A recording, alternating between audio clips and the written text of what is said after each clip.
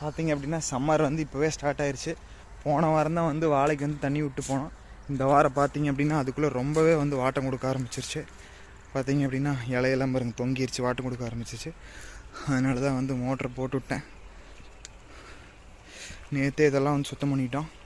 இன்றைக்கி வந்து ஃபுல்லாக தண்ணி வந்து கொஞ்சம் நல்லாவே வரப்பு ஏற்கனவே உயரமாக தான் இருக்குது. ஃபுல்லாக வந்து விடுவோம், அப்போ தான் வந்து ஈரத்தை வந்து தாங்கும்.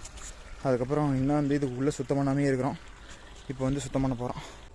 ஃபுல்லாக சுத்தம் பண்ணி முடிக்க முடியுமான்னு தெரில. ஏதோ நம்மளால் முடிஞ்ச அளவுக்கு போகிறதுக்கு முன்னாடி சுத்தம் பண்ணி கொடுத்துட்டு போயிடுவோம். அதுக்கப்புறம் சுத்தம் பண்ணுறதுக்கு வந்து பார்த்திங்க அப்படின்னா இங்கே வந்து கத்திரிக்காய் செடி இருந்தது. எல்லாமே வந்து கரெக்டாக வந்து பொறிக்கிற சைஸுக்கு வந்து வந்துருச்சு. இங்கே ஏதோ ஒரு குழம்புக்கு ஆகும்.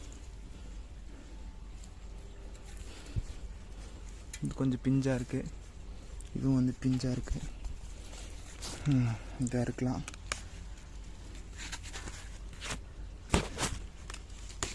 இது வைக்கலாம், இது வைக்கலாம், இது வைக்கலாம். அப்புறம் இங்கே பிஞ்சாக இருக்குது, இது வந்து பிஞ்சு, இது வந்து பிஞ்சு.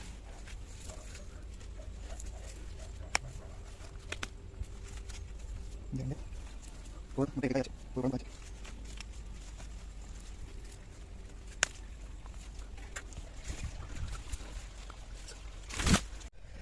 மொத்தமாக 11 காய் ஆச்சு. போதும், ஒரு குழம்புக்கு ஆயிடுச்சு. இன்னும் வந்து பிஞ்சலாக இருக்குது. இன்னும் ஒரு வாரம் விட்டு பொரிச்சோம் அப்படின்னா கரெக்டாக இருக்கும். பார்த்திங்க அப்படின்னா இதுக்கெல்லாம் வந்து தண்ணி கட்டியாச்சு. அங்கே பாயறக்குள்ளே இங்கே இல்லை தண்ணி உறிஞ்சிருச்சு. ஃபுல்லாக ரொம்பவே காஞ்சி வச்சாட்ருக்குது. இன்னும் அது சுத்தம் பண்ணல. கொஞ்சம் தான் கையில் பில்லை அரிச்சு போட்டேன். தாத்தா தண்ணி விட கொஞ்சம் ஈரமானதுக்கப்புறம் மறுக்கா பிடிங்கல அப்படின்னாரு.